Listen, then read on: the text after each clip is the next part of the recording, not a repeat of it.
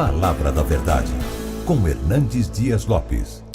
Amados, eu quero repartir com vocês um texto que vai servir de norte para um tema. E o texto é 2 Reis, capítulo 20. Peço que você abra, por favor. 2 Reis, capítulo 20.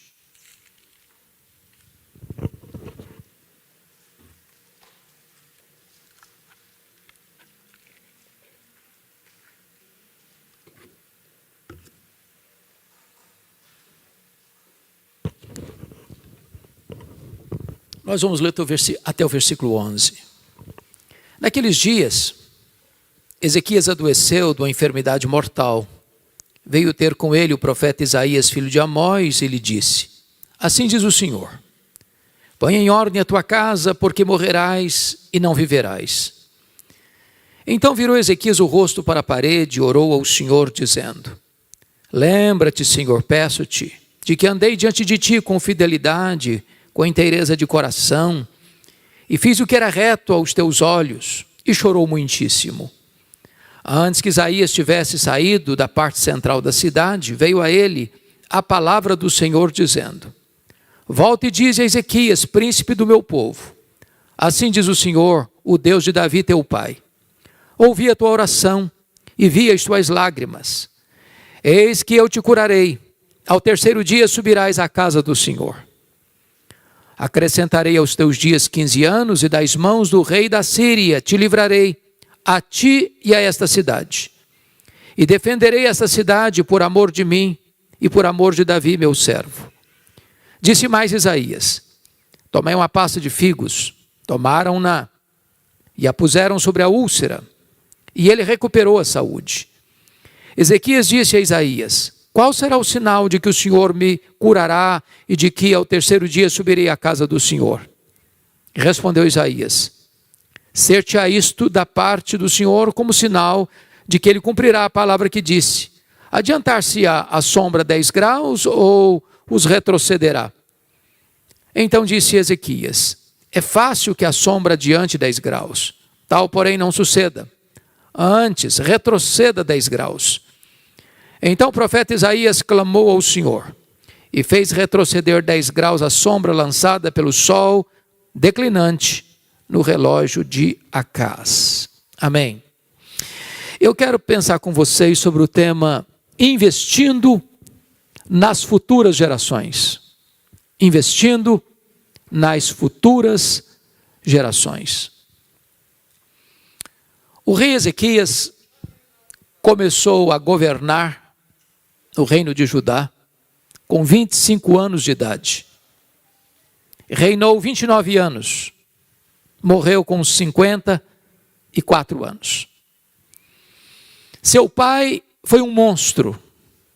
Ele era filho de Acaz, um homem mau, um homem idólatra, um homem que chegou a sacrificar um filho aos deuses pagãos, um homem que encheu Jerusalém de ídolos, que profanou a casa de Deus, que infestou Jerusalém e o reino de Judá de ídolos, de idolatria, que fechou a casa de Deus. Um homem que fez mal à sua nação, que fez errar o seu povo. Ezequias não tinha exemplo, ele não tinha paradigma, ele não tinha modelo na família dele. Ezequias reprova a tese de John Locke, que o homem é uma folha em branco, que ele é produto do meio. Na verdade, o homem não é produto do meio, o meio é que é produto do homem.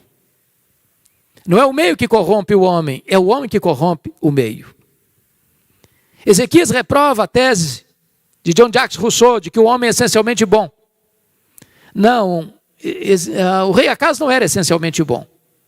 Mas apesar de ter uma família completamente desajustada, apesar de ter um pai completamente mau, Ezequias opta por ser um homem diferente. E ele foi um rei piedoso. A ponto da Bíblia dizer que antes dele ninguém foi igual a ele, e depois dele ninguém foi semelhante a ele. Em outras palavras, Ezequias foi um homem singular. Um homem que limpou a casa de Deus da idolatria. Um homem que promoveu reformas importantes, restaurando o fervor espiritual da sua nação. Um homem que abriu a casa de Deus e experimentou um poderoso avivamento. Um homem que, com a bênção de Deus, formou um grande exército conquistador e que acumulou e granjeou fortunas e riquezas e fortaleceu o seu reino. Porém, foi no seu período de governo que a Síria dominou o reino do norte e sitiou e tomou Samaria e levou as 10 tribos do norte para o cativeiro. Também foi no seu governo, 14 anos depois que ele estava reinando, no auge da sua administração, é que 2 problemas gravíssimos lhe aconteceram. Esta mesma Síria, que a essas alturas era o mais poderoso império do mundo, cercou Jerusalém com um forte grupo de soldados, pelo menos 185 mil soldados. A cidade fica sitiada, Jerusalém não tem como preparar uma resistência àquele sítio, àquele cerco tão terrível. E se não bastasse este problema de um cerco militar, de um ataque poderosíssimo, de um exército cruel e expansionista, nessa mesma data, Ezequias enfrenta um segundo problema, uma doença, uma úlcera, que a medicina da época não conseguiu contornar. E ele recebe então a visita do profeta Isaías, mandado pelo próprio Deus, com um ultimato para ele.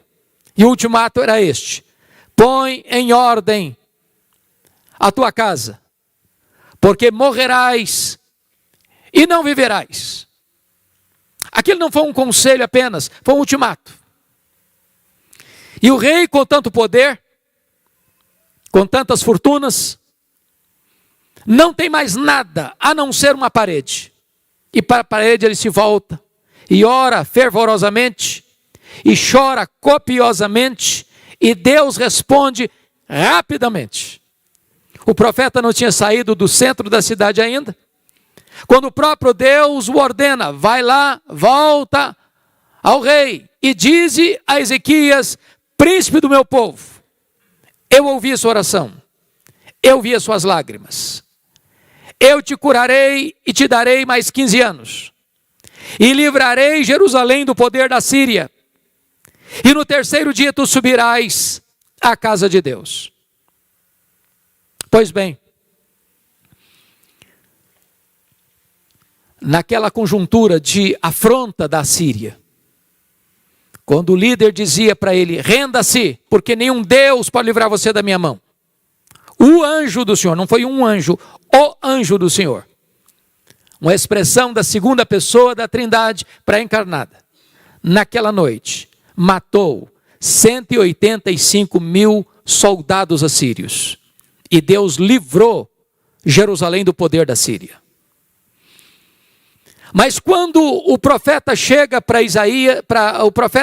Ezequias, para lhe dar essa informação de 2 milagres que ele contemplaria, a cura da doença e a libertação do ataque assírio, o rei pergunta ao profeta: que sinal eu tenho de que Deus vai me curar? E que no 3º dia eu subirei à casa de Deus. E o profeta lhe pergunta: o que você quer? Que a sombra do relógio de Acais avance 10 graus ou retroceda 10 graus?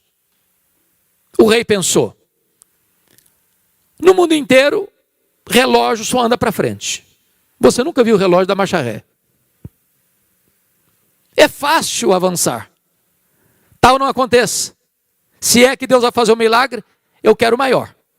Que retroceda 10 graus.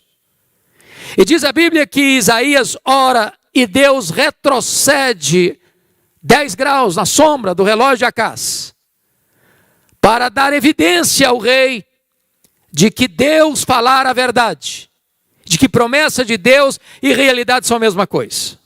Um grande milagre, um estupendo milagre, um extraordinário milagre, que reverbera para fora dos horizontes de Israel, que vai chegar lá na longínqua Babilônia, que estava se formando e ensaiando a se tornar o mais poderoso império do mundo.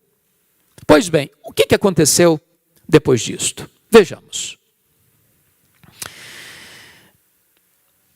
A Bíblia diz que o rei da Babilônia, ao saber deste estupendo milagre,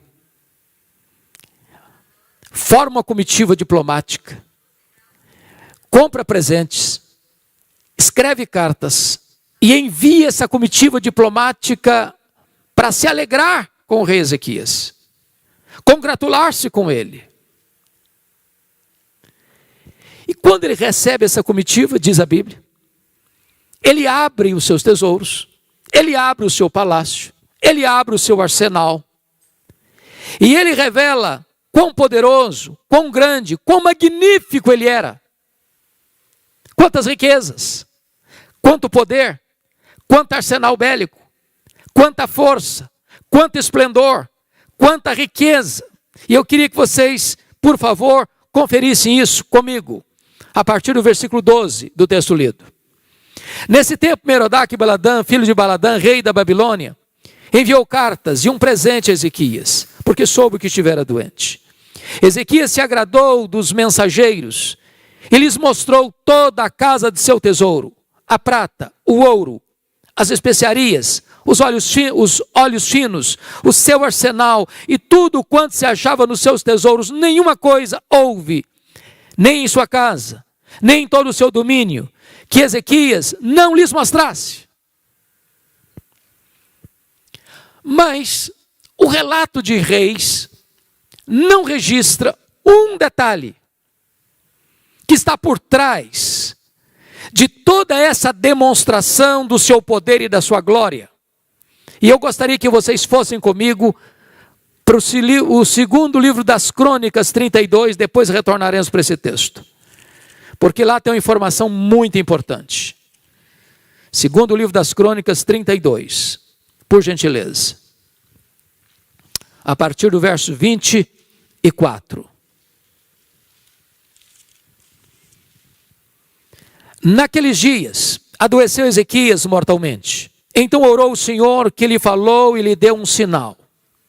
Mas não correspondeu Ezequias aos benefícios que lhe foram feitos, pois o seu coração se exaltou, pelo que houve ira contra ele e contra Judá e Jerusalém. Irmãos amados, receber um milagre de Deus é um grande privilégio, mas é também uma grande responsabilidade. Porque quando Ezequias recebe aquela comitiva diplomática da Babilônia, e ele abre os seus tesouros, e ele mostra o seu arsenal, e ele mostra o ouro, a prata, a sua grandeza, o seu esplendor, a sua riqueza, diz a Bíblia que ele não deu uma palavra sequer para exaltar a Deus, para glorificar a Deus, para reconhecer que a libertação da Síria e a cura milagrosa viera de Deus. Ele enalteceu a si mesmo, ele não exaltou a Deus. Aquilo foi mal aos olhos do Senhor. Qual é o resultado disso? Eu preciso que você volte comigo, por favor, para o texto original, 2 Reis 20, para entendermos o que aconteceu. Por gentileza, olha aí comigo. Versículo 14 agora. Está escrito o seguinte: Então Isaías, o profeta, veio ao rei Ezequias e lhe disse: Que foi que aqueles homens disseram? E de onde vieram a ti? Respondeu Ezequias: De uma terra longínqua vieram, da Babilônia. Perguntou ele: Que viram em tua casa? Respondeu Ezequias: Viram tudo quanto há em minha casa. Coisa nenhuma há nos meus tesouros que eu não lhes mostrasse. Agora veja a palavra de Isaías para o rei. Então disse Isaías a Ezequias: ouve a palavra do Senhor. Eis que virão dias em que tudo quanto houver em tua casa, com o que entesouraram teus pais, até o dia de hoje será levado para a Babilônia, não ficará coisa alguma, disse o Senhor. O que está acontecendo aqui? O profeta Isaías vai dizer para o rei o seguinte: olha, esse reino, diante do qual você abriu sua casa, seus tesouros, mostrou seu arsenal, vai se tornar um grande reino. Amanhã, esse reino virá, diante do qual você se engrandeceu, diante do qual você não deu glória a Deus, diante do qual você não reconheceu que tudo que você recebeu, a libertação do cerco inimigo e a cura da sua doença mortal, veio de Deus ou vieram de Deus, e você não reconheceu isso, esse reino virá no futuro, e vai saquear tudo, e vai espoliar tudo, e vai levar tudo embora, não vai ficar nada. E mais, veja comigo ainda, verso 18: dos teus próprios filhos que tu gerares, tomarão para que sejam eunucos no palácio do rei da Babilônia. Segunda coisa, dos filhos que tu gerares, serão levados prisioneiros, cativos. Tem mais, serão feitos eunucos, em outras palavras, serão castrados, não poderão gerar. Você quer coisa pior do que isso? Uma invasão militar? Um saque? Uma espoliação? Uma rapinagem? Filhos escravos? Filhos castrados? Quer coisa pior que essa? Agora veja a resposta do rei ao profeta. Versículo 19. Então disse Ezequias a Isaías: boa é a palavra do Senhor que disseste. Bom, você não entendeu o que eu falei. Você não entendeu. Eu estou falando que a Babilônia virá, vai saquear tudo, vai levar tudo embora, não vai deixar nada. Eu estou falando que dos filhos que tu gerares serão levados cativos, vão ser castrados. E você vem me dizer que boa essa palavra, você ficou louco, você endoidou, você perdeu o juízo. Mas veja a justificativa do rei. Agora ele não falou, agora ele pensou. Está escrito aí: pois pensava, haverá paz e segurança em meus dias. Sabe o que ele está dizendo, trocando em miúdos? Quando isso acontecer, eu já bati as botas há muito tempo. Não vou estar mais aqui. E me desculpem da expressão, o que ele está dizendo é o seguinte: depois que eu morrer, que se danem as futuras gerações, eu não estou nem aí. Eu não estou nem aí. É lamentável, é extremamente triste que um homem do jaez de Ezequias, da estirpe de Ezequias, pense dessa maneira. Ele só está preocupado com ele, ele só se importa com ele, ele só olha para o seu umbigo, ele não está preocupado com as futuras gerações, ele não está interessado com o que vai acontecer depois que ele partir. Ele não está comprometido com esta causa de investir nas futuras gerações. Pois bem, vamos prosseguir nesse entendimento. Vejamos agora o capítulo 21. Tinha Manassés 12 anos de idade, porque está escrito aí, no verso 21, do 20, descansou Ezequias com seus pais, e Manassés, seu filho, reinou no seu lugar. Vamos entender agora.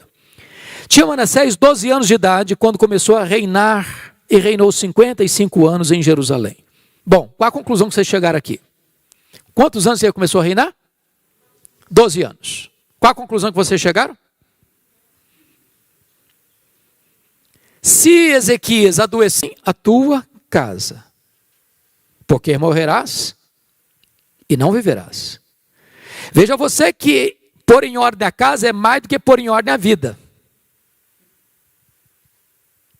Nenhum homem, nenhuma mulher está preparado para morrer se ainda não colocou sua casa em ordem.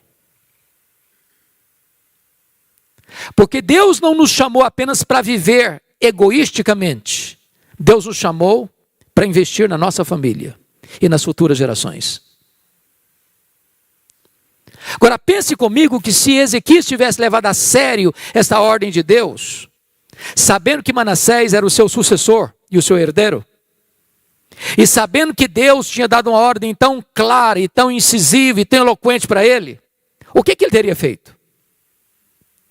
Ele teria investido nesse menino. Ele teria discipulado esse filho. Ele teria feito de tudo para transmitir a sua fé para esse filho. Ele teria caminhado com esse filho, ensinado esse filho, dado exemplo para esse filho, preparado esse menino para o reino de Judá, para ser o grande líder, para ser melhor que ele. Mas o que aconteceu? Vamos ver. Versículo 2. Fez Manassés o que era mal perante o Senhor, segundo as abominações dos gentios, que o Senhor expulsara das suas possessões e diante dos filhos de Israel. Pois tornou a edificar os altos que Ezequias seu pai havia destruído, e levantou altares a Baal, e fez um poste ídolo como o que fizera Acabe, rei de Israel, e se prostrou diante de todo o exército dos céus, e o serviu. Verso 4, edificou altares na casa do Senhor, da qual o Senhor tinha dito, em Jerusalém porei o meu nome. Verso 5, também edificou altares a todo o exército dos céus, nos 2 átrios da casa do Senhor. Olha o verso 6. E queimou a seu filho como sacrifício, adivinhava pelas nuvens, era goureiro, tratava com médiuns e feiticeiros, prosseguia em fazer o que era mal perante o Senhor, para o provocar a ira. Olha o verso 9. Manassés de tal modo os fez errar, que fizeram pior do que as nações que o Senhor tinha destruído diante dos filhos de Israel. Mas tem mais. Olha o verso 16. Além disso, Manassés derramou muitíssimo sangue inocente, até encher Jerusalém de um a outro extremo, afora seu pecado, com que fez pecar a Judá, praticando o que era mal perante o Senhor. Na verdade, Manassés foi um monstro. Foi o pior rei de Judá. Feiticeiro. Adorava os astros. Edificou ídolos. Levantou ídolos dentro da casa de Deus. Era goureiro. Adivinhava pelas nuvens. O cara era a pior estirpe de gente que podia existir. Era um demônio em pele humana. Parece-nos que ele tinha birra com o pai. Tudo que o pai fez, ele desfez. Tudo que o pai era, ele queria ser o contrário. O que está por trás disso aqui? O que está por trás disso aqui, meus irmãos, é que Ezequias, como dissera, pelo menos eu terei paz nos meus dias, aquilo não foi só um pensamento, aquilo foi uma filosofia de vida. De fato, ele não investiu nem no seu filho, quanto mais nas futuras gerações. Talvez para ele significava demais seu filho ser seu herdeiro e ser um próximo rei de Judá. Era tudo para ele. Poder, riqueza, fama, glória humana. Mas ele não moveu uma palha para transmitir a fé, para levar aquele menino a uma experiência com Deus, para ensinar aquele menino os preceitos de Deus, para que ele temesse a Deus e pudesse influenciar as futuras gerações. Há um texto na Bíblia que me choca profundamente. Eu queria que você lesse comigo. Porque esta profecia de Isaías se cumpriu. Essa Babilônia se tornou um grande império. Prevaleceu sobre o Império Assírio. Dominou o mundo. E houve um dia em que esse império, chamado Império Babilônico, foi para Jerusalém, cercou Jerusalém, e invadiu Jerusalém, e destruiu Jerusalém, e queimou o templo que Salomão construiu, e passou o fio da espada, homens, mulheres, pisando crianças, forçando jovens.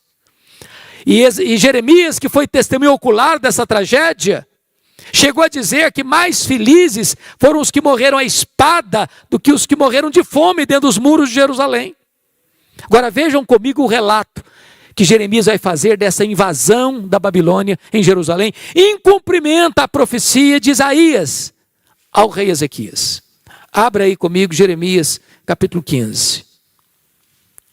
Jeremias 15, versos de 1 a 4.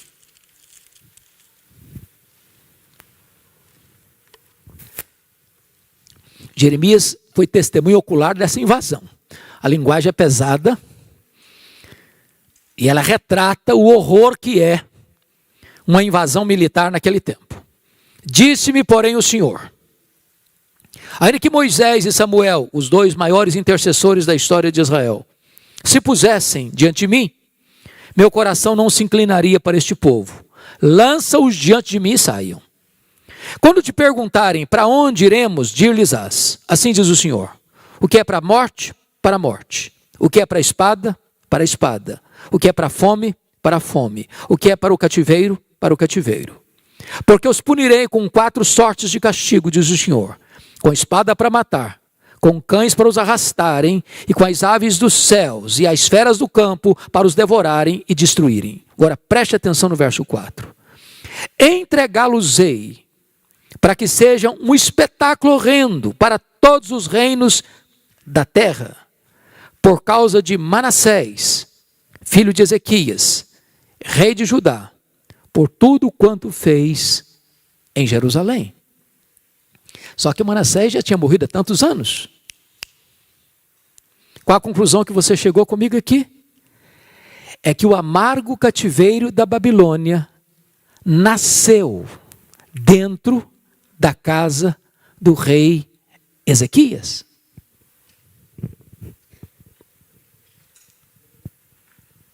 Porque Ezequias não levou a sério uma ordem de Deus: ponha em ordem a tua casa. Um monstro o sucede no trono, seu filho, seu herdeiro. E esse monstro chamado Manassés foi tão cruel, foi tão mau, foi tão perverso, foi tão idólatra, que o cativeiro babilônico ou a destruição de Jerusalém vem como consequência de seus pecados. Irmãos amados, nós não somos neutros, nós estamos hoje fazendo uma semeadura para o futuro. Nós precisamos desesperadamente investir nos nossos filhos, nos nossos netos e nas futuras gerações. Não basta você ser uma pessoa piedosa, você precisa passar o bastão da fé para os seus filhos, para os seus netos, para as futuras gerações.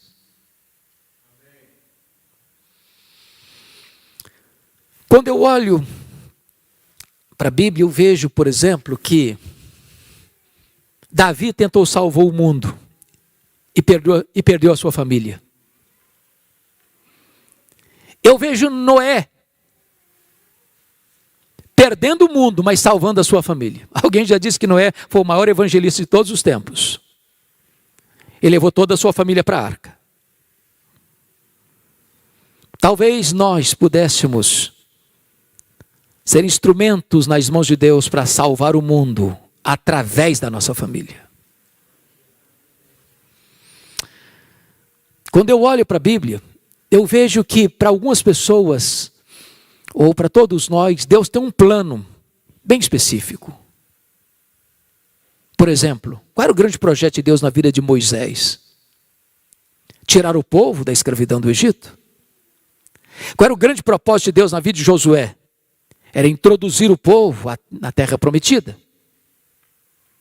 Qual era o grande propósito de Deus na vida de Davi? Era unificar um reino. Qual era o grande propósito de Deus na vida de Salomão? Era construir o templo para adoração a Deus.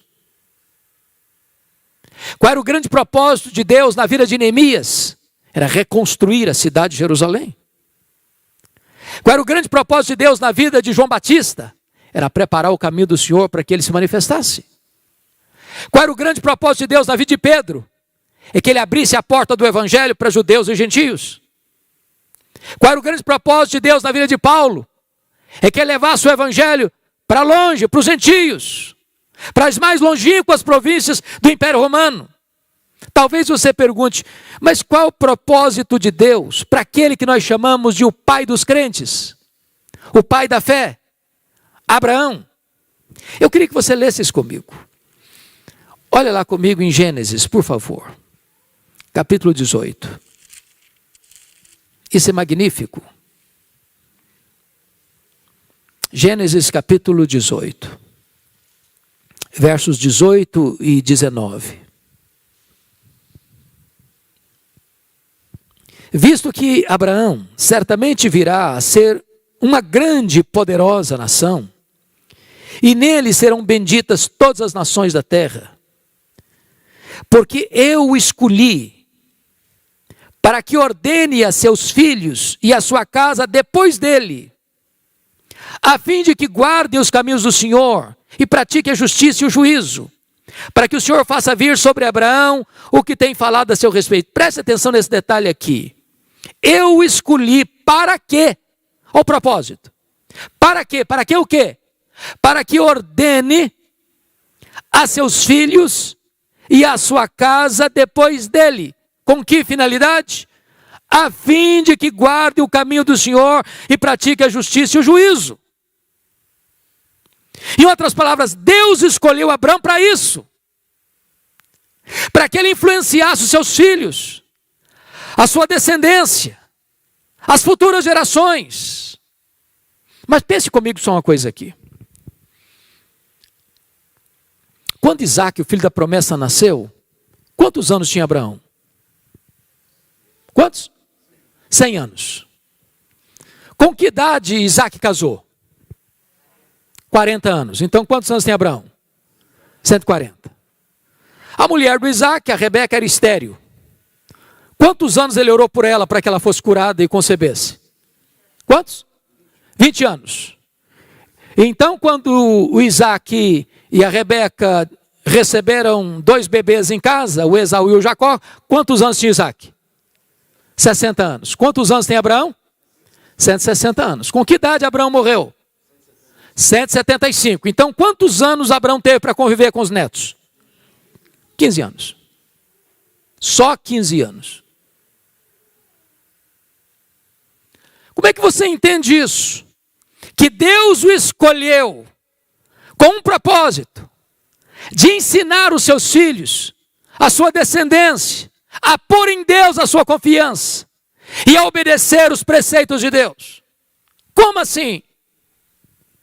Se ele só pôde conviver com os netos 15 anos, os netos bebês e ele já no auge da sua velhice.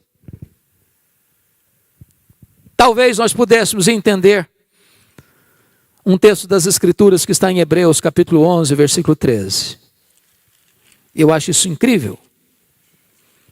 Porque veja você comigo lá, Hebreus 11, 13. Está escrito o seguinte: todos estes, está falando da família patriarcal, todos estes morreram na fé, sem ter obtido as promessas, vendo-as, porém, de longe, e saudando-as, e confessando que eram estrangeiros e peregrinos sobre a terra. É como se eu visse, pastor Juarez, o Abraão na ponta dos pés, olhando para frente, olhando para o futuro, olhando para as nações, olhando para a igreja, olhando para os descendentes, porque todo aquele que crê em Abraão é filho de Abraão, porque os verdadeiros filhos de Abraão não são os que têm o sangue de Abraão correndo em suas veias, mas são os que têm a fé de Abraão habitando em seu coração, e ele estiver saudando a promessa, eu quero que o meu filho, que é aquele que lá em Curitiba, exatamente no mês de maio de 2021, ponha em Deus a sua confiança. Ele é meu filho, ela é minha filha, ponha em Deus a confiança, ponha em Deus a confiança, ponha em Deus a confiança. Este homem está comprometido com as futuras gerações. Bendito seja o Senhor. Amados irmãos, eu fico olhando para a Bíblia e tentando encontrar exemplos que nos inspire nesse particular. E eu gostaria de pensar com vocês num homem que eu admiro tanto. Um homem que teve 3 funções importantes de liderança em Israel, que foi Samuel. Ele foi juiz, ele foi profeta, ele foi sacerdote. Um homem que foi consagrado a Deus desde o ventre. Um homem que começa cedo e termina com as suas cãs, com uma vida irrepreensível. E eu fico impressionado e gostaria que você fosse comigo para esse texto, 1 Samuel capítulo 12, porque está aqui para mim um dos testemunhos mais belos da Bíblia, de um homem que está encerrando a carreira, jubilando no ministério, diríamos nós, fechando as cortinas das suas ações e dando um testemunho à nação. Então veja comigo, por favor, 1 Samuel 12. Está escrito assim: Então disse Samuel a todo Israel: Eis que ouvi a vossa voz em tudo quanto me dissestes e constituí sobre vós um rei. Agora, pois, eis que tendes um rei à vossa frente. Agora o testemunho. Já envelheci, estou cheio de cãs, e meus filhos estão convosco. O meu procedimento esteve diante de vós desde a minha mocidade até o dia de hoje. Portanto, a vida toda, diante do povo, ele está dando um relatório para o povo. Olha o verso de número 3. Eis-me aqui, testemunhai contra mim perante o Senhor e perante o seu ungido. De quem tomei o boi? De quem tomei o jumento? A quem defraudei? A quem oprimi? Das mãos de quem aceitei suborno para encobrir com eles os meus olhos? E vô-lo restituirei. Eu fico pensando se os nossos líderes no Brasil pudessem chegar diante da nação para uma prestação de contas assim.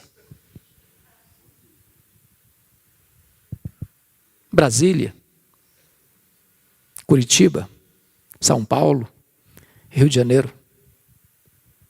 A nação toda diante dele. E ele dando o seu relatório. Verso 4.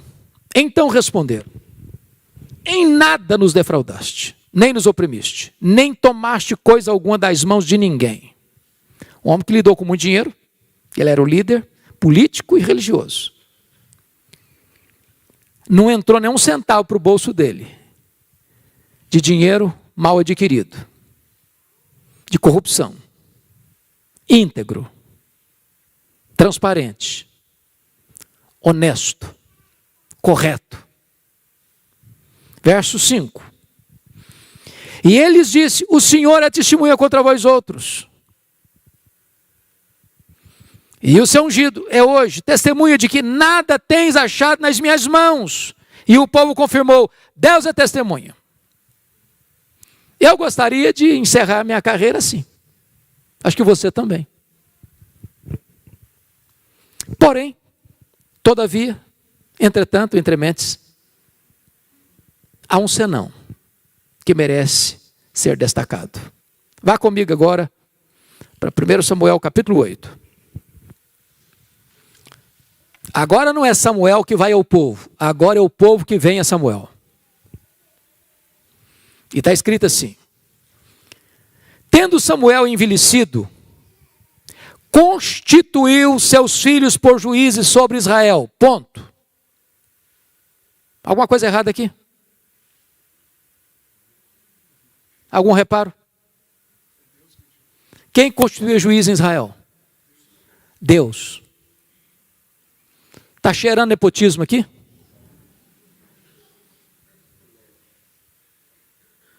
Samuel constitui seus filhos. E via de regra era um juiz. Ele constitui seus filhos. Juízes. Não era competência dele. Percebem vocês que é mais fácil um homem ter sucesso fora de casa do que em casa. É mais fácil construir grande sucesso fora dos portões do que dentro de casa. Talvez a missão da paternidade seja a mais árdua que um homem pode exercer na vida. Mas vamos ver. Versículo 3.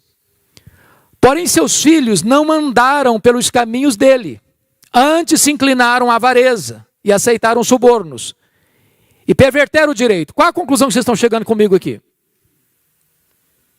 Que o ponto forte de Samuel, integridade, não aceitar corrupção, não pegar dinheiro de forma desonesta, não se enriquecer ilicitamente, foi exatamente a marca dos filhos dele. O contrário dele.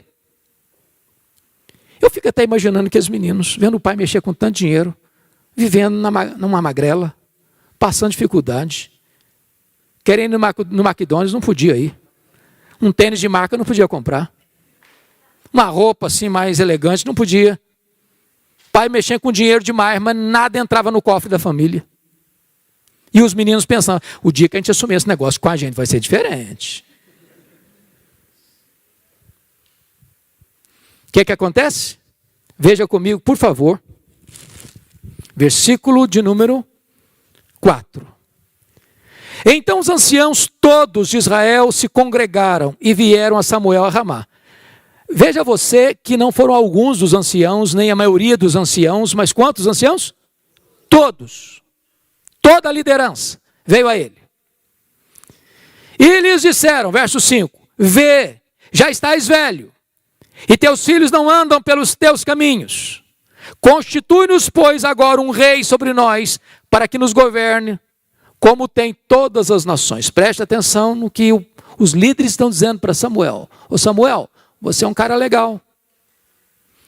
Você já está velho, quase batendo as botas. Se você vivesse mais tempo, com você nós fecharíamos. Mas com seus filhos, não. Você os constituiu juízes, mas eles não têm a mesma qualidade moral que você tem, eles não têm o mesmo compromisso que você tem, eles não têm os mesmos valores que você tem. Então, sob a liderança dos seus filhos, nós não queremos ficar. Então, antes de bater as botas, antes de morrer, faça-nos um favor, constitui-nos um rei, porque na liderança dos seus meninos nós não queremos ficar. Conclusão que vocês chegaram comigo? Assim como o cativeiro da Babilônia nasceu dentro da casa do rei Ezequias, a monarquia em Israel, rejeitando o governo teocrático, o governo de Deus, nasceu dentro da casa de Samuel.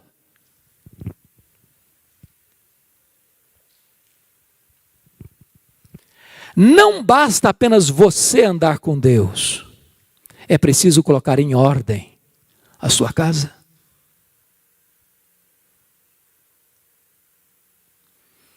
A nossa geração dá muito valor a coisas. E nós estamos cada dia mais fascinados com coisas. E nós acumulamos coisas. E nós ajuntamos muitas coisas. E nosso coração vai ficando cada vez mais vazio. Queremos as melhores escolas para os nossos filhos, as melhores universidades para os nossos filhos, os melhores programas acadêmicos para os nossos filhos. Queremos que eles passem nas melhores universidades. Nós queremos que eles façam os melhores cursos de pós-graduação, mestrado, doutorado. Nós queremos que eles galguem os empregos mais altos nas empresas mais famosas do mundo, e nada disso é errado e tudo isso é bom. Mas muitas vezes nós estamos negligenciando aquilo que é mais importante. Passar para os nossos filhos o bastão do Evangelho, o compromisso com a verdade, inspirando-os pelo nosso exemplo a conhecerem a Deus e a amarem a Deus.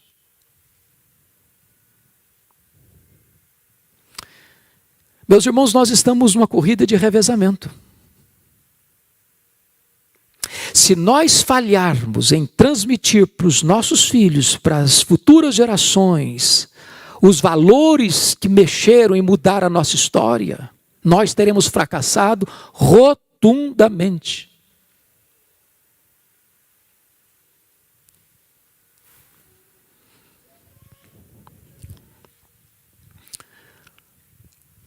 Nós estamos comemorando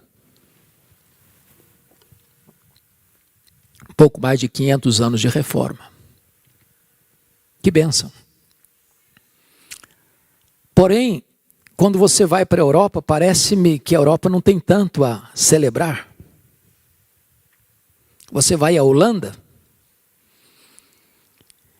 e as igrejas estavam cheias de pessoas para buscarem a face de Deus até a década de 1960. De 1960 para cá, os templos estão lá, mas vazios. De vez em quando uma palestra social, de vez em quando um concerto musical, mas o povo não vem mais para a igreja no domingo para ouvir um sermão, para cantar louvores a Deus. Você vai para a Escócia, o berço do presbiterianismo, e nós fomos na capital, num dos templos mais belos, perto do castelo. E quando eu entrei, um templo belíssimo, com a torre empinada aos céus. E eu não vi bancos, eu não vi púlpito, porque o templo foi vendido. E hoje funciona ali dentro um bar. As pessoas se assentam ali para beber. Na terra de John Knox, onde o pai do presbiterianismo chorava e dizia: dá minha Escócia para Jesus, senão eu morro. Você vai para a Inglaterra, dos grandes avivamentos, John Wesley, George Whitefield, John Charles Ryle, William Wilberforce, William Carey, Charles Haddon Spurgeon, Mark Lloyd Jones, John Stott.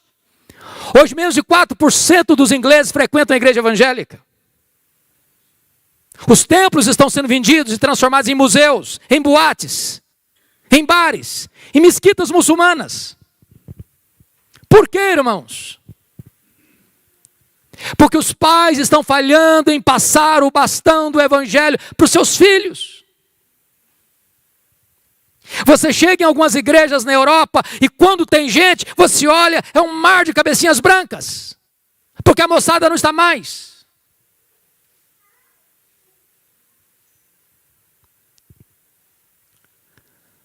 No ano que nós comemoramos os 500 anos da Reforma, eu estava lá em Genebra. Fomos num culto num domingo, na igreja onde João Calvino pregava. Tinha até um grupinho razoável. Mas eu olhei. Acho que a idade mínima era de 60 anos. Cadê a juventude? Onde estão as crianças? Onde estão os adolescentes? Você vai para os Estados Unidos e você encontra as chamadas dead churches, igrejas mortas. As denominações históricas, todas, perdendo membros, ano após ano, ano após ano. Os seminários que formaram teólogos, pastores, missionários, tomados de assalto pelo liberalismo, ensinam ceticismo. São promotores da morte. Preguei recentemente numa conferência em Nova York, e depois da conferência eu fui pregar numa igreja da Assembleia de Deus, a 30 minutos de onde eu estava hospedado no hotel. O pastor me pegou, me levou à igreja e ele passou comigo e me mostrou 11 templos vazios que estavam sendo vendidos, porque não tinha mais gente para frequentar. Qual o problema, irmãos? O problema é que não se investiram nas futuras gerações. E quando você olha para o Brasil, você tem alguns segmentos, você tem algumas denominações aqui no Brasil que já se renderam. Hoje o pastor Juarez estava me dizendo a bênção que ainda temos como igreja presbiteriana de ter 10 seminários, pastor? 10 seminários teológicos, com a graça de Deus, ensinando a palavra de Deus com fidelidade. Louvado seja o Senhor. Mas há denominações cujos seminários não creem mais que este livro é a palavra de Deus, aqui no Brasil. Há poucos dias, pastor Juarez, um pastor me telefonou com lágrimas nos olhos, chorando, soluçando ao telefone, disse: pastor Hernandes, a nossa denominação não batizou um crente por igreja por ano, em média.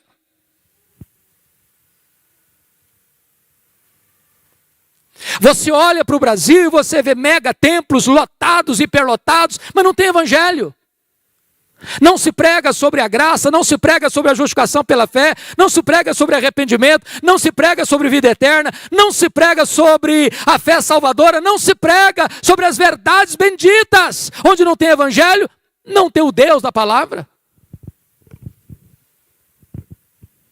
Você olha para o Brasil e você vê igrejas ortodoxas, louvado seja Deus, mas que também estão vivendo uma espécie de ossificação da ortodoxia. Não tem fervor, não tem brilho nos olhos, não tem calor no coração. E a moçada começa a olhar para a incoerência, para a inconsistência, dizendo, não é isso que eu quero. Então, amados, eu não vejo um assunto mais urgente do que este, para a família refletir. Nós precisamos estar comprometidos com as futuras gerações.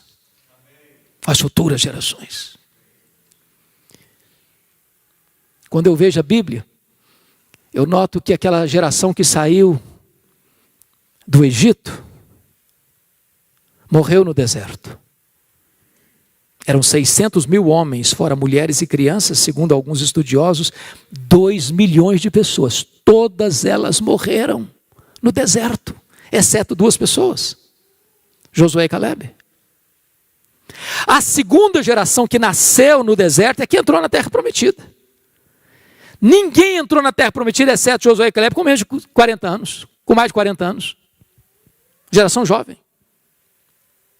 Mas diz a Bíblia que a terceira geração que nasceu na terra prometida não conhecia Deus mais. Falharam em obedecer ao que Deus havia orientado. Estas palavras que hoje te ordeno, amarás, pois o Senhor teu Deus de todo o coração, de toda a tua alma, de todo o teu entendimento, amarás, estas palavras estarão no teu coração e tu as inculcarás aos teus filhos, falando para eles no levantar, no deitar, no caminhar. Ou seja, basta 3 gerações para uma igreja perder o rumo. Posso estar equivocado, mas parece que os nossos avós foram mais crentes que os nossos pais. Parece que os nossos pais foram mais crentes do que nós. Parece até que nós estamos sendo mais crentes que os nossos filhos. Se Deus não tiver misericórdia, e se nós não nos empenharmos, pode ser que nas futuras gerações os filhos da fé se desencaminhem. E eu queria concluir, levando vocês a 2 textos. O primeiro deles, Salmo 78, por favor. E eu termino aqui.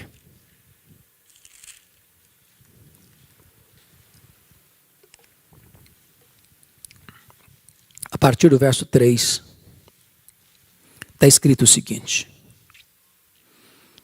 o que ouvimos e aprendemos, o que nos contaram nossos pais. Que privilégio, irmãos. Você ser um filho e uma filha que escutou dos seus pais o evangelho.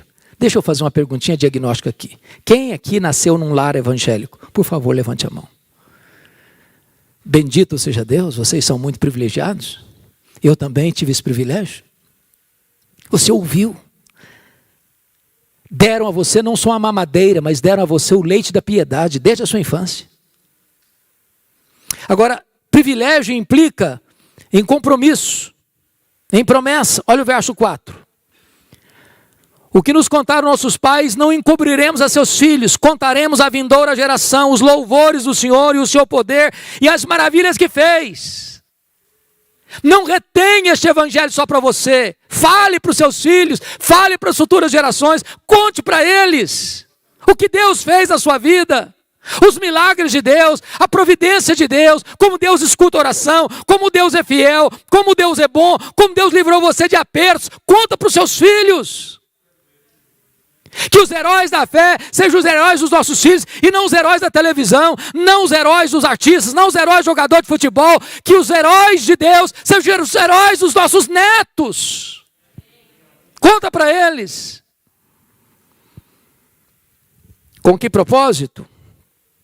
Olha comigo o verso 5 a 7. Ele estabeleceu um testemunho em Jacó instituiu uma lei em Israel e ordenou a nossos pais que o transmitisse a seus filhos. Não é petição, não é sugestão, é ordem, a fim de que a nova geração os conhecesse. Filhos que ainda hão de nascer, se levantasse e por sua vez os referisse aos seus descendentes, para que pusessem em Deus a sua confiança e não se esquecesse dos feitos de Deus, mas lhe observasse os mandamentos. Louvado seja o Senhor.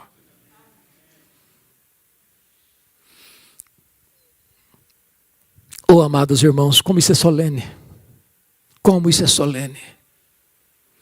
E eu queria fazer um apelo aos papais, às mamães, aos avós.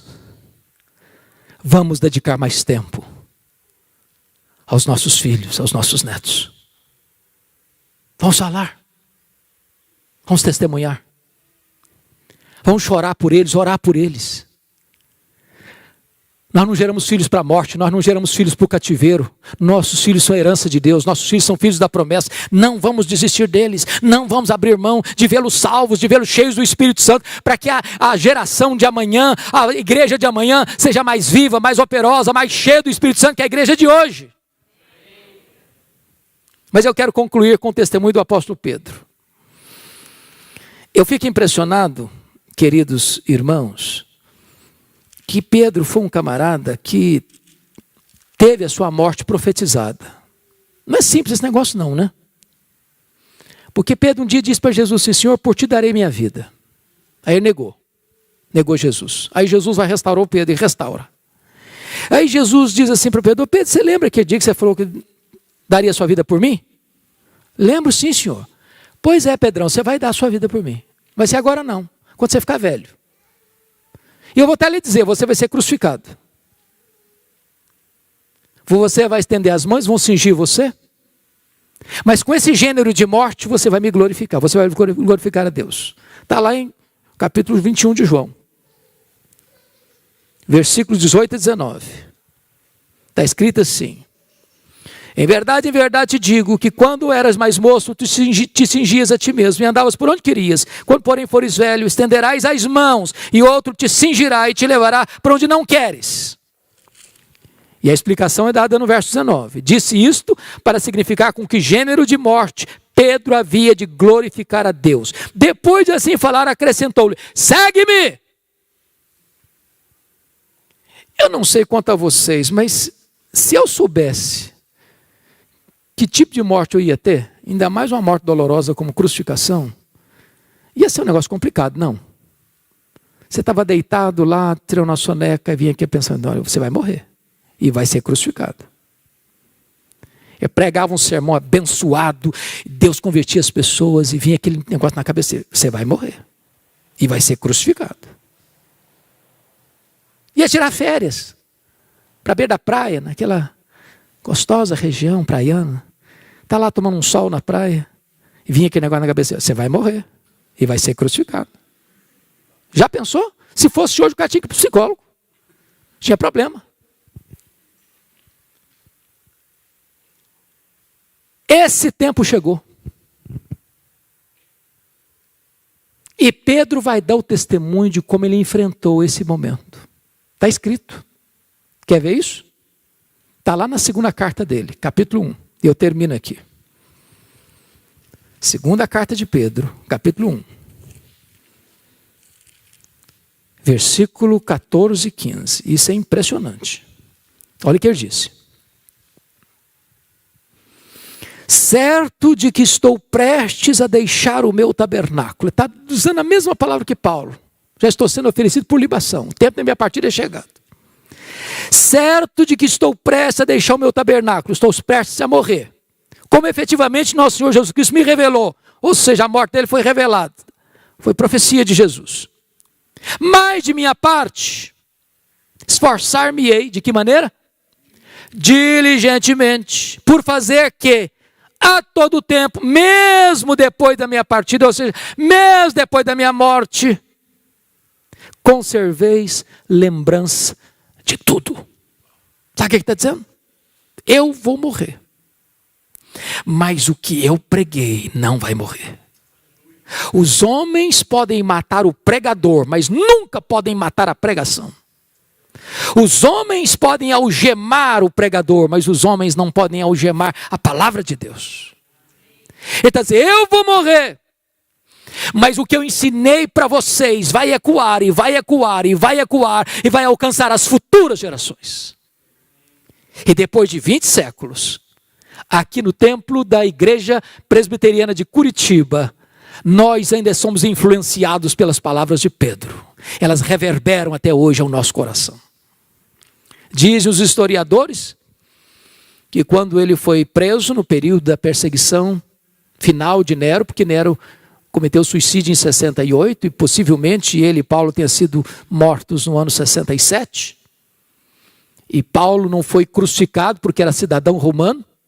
Então, mesmo tendo pena de morte, morreu degolado. Mas Pedro era um cidadão comum e foi crucificado. E diz os estudiosos que quando ele foi crucificado, ele disse para os seus executores, crucifiquem-me, crucifiquem-me. Mas eu não sou digno de morrer como morreu o meu Senhor. Crucifiquem-me de cabeça para baixo. E com esse gênero de morte, ele glorificou a Deus. Mas antes de morrer, ele declarou, eu estou comprometido com as futuras gerações. O que eu ensinei vai continuar reverberando no coração e na mente das pessoas, século após século. Irmãos, esse assunto mexe com vocês? Encontra ressonância no coração de vocês? Quem sabe hoje nós pudéssemos renovar o nosso compromisso com o nosso Deus, de dizer, eu e a minha casa serviremos ao Senhor. Eu quero que os meus filhos conheçam a Deus, que eles amem a Jesus. Eu quero que os meus filhos sejam bem-sucedidos em todas as áreas da vida, mas sobretudo que eles conheçam a Jesus. Que os meus netos conheçam a Jesus. Eu estou comprometido com as futuras gerações.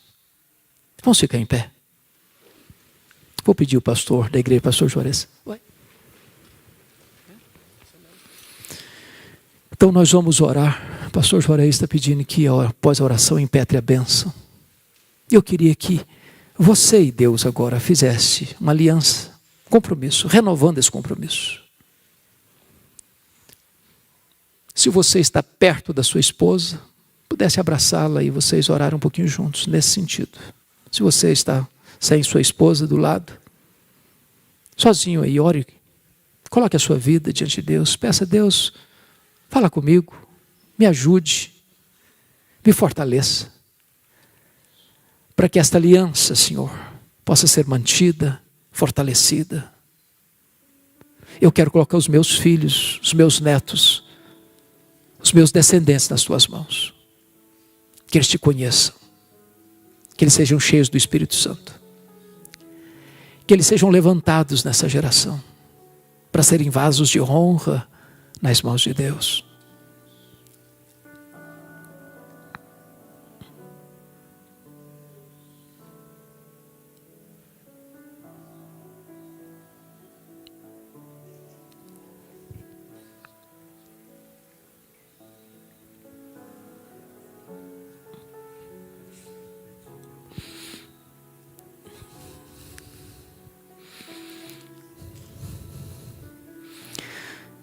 Ó Deus querido,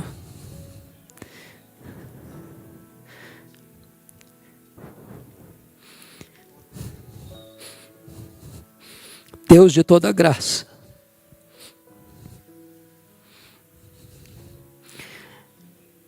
por amor do teu nome, volta o teu rosto para nós. Aqui está o teu povo, Senhor. As ovelhas do teu pastoreio, a quem tu amas. Como nós precisamos, Deus, de um tempo de restauração. Restauração na nossa vida, restauração no nosso casamento, restauração na nossa família, restauração dos nossos filhos, dos nossos netos. Meu Deus, fortaleça a família. Aqueles filhos que já estão firmes na fé, preserva-os. Aqueles que estão claudicantes, meu Deus, fortaleça-os. Aqueles que se desviaram da igreja e se afastaram do redil, como pródigos, traze-os de volta, Senhor. Meu Deus, como nós poderíamos entrar na arca, sabendo que um filho nosso ficou fora dela? Como nós poderíamos entrar naquela casa, naquela noite fatídica, sabendo que um primogênito nosso estava fora do alcance do sangue do Cordeiro? Ah, meu Deus, salva os nossos filhos, alcance-os com a tua graça. Não permita que nós descansemos até ver os nossos filhos alcançados pela tua graça salvadora. Ajuda-nos, Senhor. Ajuda-nos. Fortaleça a nossa fé. Dá-nos a bênção de olhar como Abraão para as futuras gerações. E rogar que elas ponham no Senhor a sua confiança. Ah, meu Deus, nos ajude a ver tempos novos de refrigério da tua parte, de um sopro do teu Espírito, sobre a tua casa, sobre a tua igreja, sobre as famílias. Tempo de salvação, tempo de restauração, tempo de cura, tempo de volta para ti, tempo de quebrantamento na tua presença, tempo de renovo da tua parte, Senhor. Colocamos a nossa vida nas tuas mãos, a nossa casa nas tuas mãos, os nossos filhos, os nossos netos, os nossos descendentes nas tuas mãos, para que eles sejam levantados como colunas do teu santuário, para serem homens e mulheres cheios do Espírito Santo, para o louvor da tua glória, em nome de Jesus. Aleluia. Amém. Que a graça do Senhor Jesus Cristo, que o amor de Deus, o nosso Pai, e que a comunhão do Espírito Santo sejam sobre vós e sobre todo o povo de Deus, agora e sempre. Amém.